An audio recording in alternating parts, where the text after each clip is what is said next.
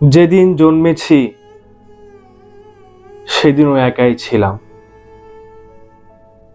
এরপর উঠোনে হাঁটা, হামাগুড়ি দেওয়া, পুকুরে ডোবা একাই। এই যে হেরে যাই, কোনো কোনো দিন অপ্রসন্ন মুখে কবিতা লিখি, তাও তো একাই। আজকাল একাকিত্বে মন খারাপ হয়, চোখ ভিজে আসে।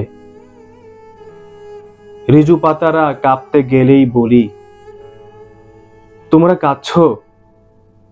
আর দেখো কতকাল ধরে নদীটি একা, একা পাখিটির ডাক, একা বন, একা মানুষের মন।